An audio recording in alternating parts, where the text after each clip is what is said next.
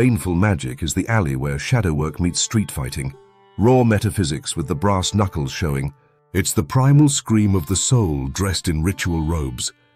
Whether it counts as righteous self-defense or petty vengeance depends less on the sigil you burn and more on the story looping in your head while the match is lit. Is this justice? Or is this ego wearing a martyr's mask? Let's start with the obvious. A curse can be defensive. In many Afro-diasporic, folk Catholic and Himalayan traditions, wrathful workings are the magical equivalent of pepper spray. A quick, brutal burst that creates enough silence to reinforce your psychic walls. It isn't malice, it's maintenance. In this context, you're not throwing venom into someone's life for fun. You're plugging a leak in your own boundary, stopping the bleed before the infection spreads. When the intention is a mirror, something that returns harm back to sender, it's restrained, controlled, maybe even ethical. But when the payload is escalated into full-on life detonation, the work becomes vengeance in sacred drag. Same furnace, different direction. Now cue the karmic warnings. Is backlash inevitable? Depends who you ask and how you define cause and effect. In the mechanistic model, if reality is made of thought stuff, then any energetic emission passes through your own system first. Like painting a room, you're going to inhale some fumes. The Wiccan threefold law, Thelemic ripple theory, and Buddhist karmic cause-effect chains all teach that what you throw out comes back, with interest. Yet systems like hoodoo or folk magic tend to view justified wrath as karmically clean, so long as ritual purity and moral clarity are maintained. My take? Forget cosmic judges. The real danger is psychological ricochet. Rage that doesn't alchemize hardens. It fries your nervous system, warps your perception, and invites fresh conflict like blood in water. One curse steeped in obsession ties your soul to the very thing you want gone. But a focused, intentional act, executed calmly with clarity and then released, can create closure and re-establish personal sovereignty. The key is radical detachment. Address the imbalance, then disengage fully. Don't build a home in the energy of conflict. Ethics matter here. Every curse should pass 4 tests. 1. Necessity. Have you exhausted mundane options like conversation, boundaries, law, or simple distance? 2. Proportionality. Does the impact match the offense, or are you turning a paper cut into a guillotine sentence? 3. Collateral. Who else might suffer from your working? Magic, like fire, rarely stays in a neat box. And 4. Accountability. Can you own every consequence of the spell without blaming spirits, retrogrades, or shadowy forces? Miss even one of these, and you're not protecting yourself. You're staging a psychic snuff film. Still, not all curses are wicked. Destruction doesn't equal evil, it's just a different current. The Romans had lead tablets called defictiones that bound thieves so they may learn honesty. In chaos magic, responsible practitioners may curse abusive ideologies, corrupt institutions, or embedded parasitic thought forms. Witches can direct their wrath toward the ideologies or policies that enable exploitation, rather than the workers caught in the system. When aimed at a toxic pattern, addiction, abuse cycles, generational trauma, the curse becomes surgical. Still bloody, yes, but focused. A scalpel, not a shotgun. So why not throw out Baneful Magick entirely? Because refusing these tools in a world as chaotic as ours leaves you disarmed. Sovereignty sometimes demands edge. A magician who can bite is less likely to be prey. Shadow integration is another reason. Suppressed wrath turns toxic, leaking sideways as guilt, shame, or self-harm. Channel it consciously and you transmute the poison. On the flip side, habitual cursing breeds sludge. Even justified malice leaves residue.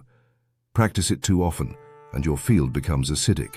Influence, glamour, road openers, protection, and prosperity spells usually achieve your aims without going scorched earth. And a strict no-hex policy simplifies the entire moral algorithm. You never wonder if you went too far. Still, even when your intention is noble, curse culture is a minefield. That person you hex? They might be a magician too.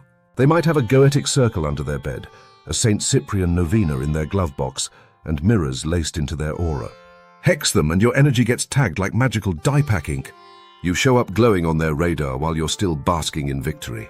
Then comes the escalation spiral. Reversals, bindings, counterjinxes, even mundane lawsuits. Your friends start losing jobs. Your electronics short out. Your pets get sick. You opened a door to the underworld, and now the wind doesn't stop blowing. A curse is also a tether. Ironically, the very thing most baneful workers say they want to sever. The more emotional energy you pour into destroying someone, the more tangled you become. The link solidifies, they occupy your thoughts, you feed their shadow, and reputation follows. Occult communities may feel vast, but they're small where it counts, and word travels faster through tarot spreads than through gossip. Become that hex-happy mage and watch doors quietly close. Spirits you haven't even called yet start running background checks. Students stop inviting you to circles. Your magical resume starts to reek. And the strain? It's real. Keeping your field locked in full combat mode at all times wears down your psychic immune system. Constant shielding frays the subtle body like sleepless nights corrode the gut. Eventually, the paranoia itself becomes a curse you can't shake.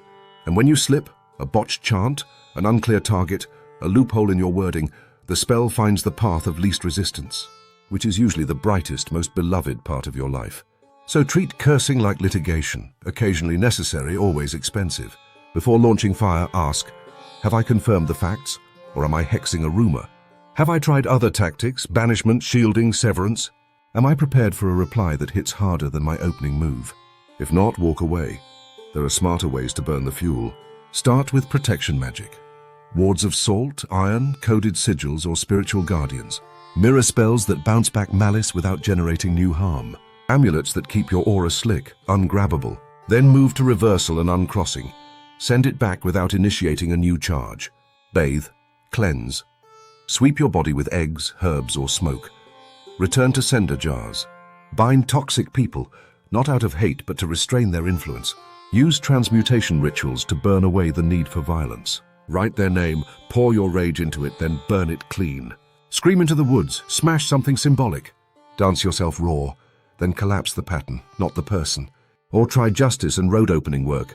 Petition divine forces of balance like Ma'at or Hecate. Use court case spells from folk traditions.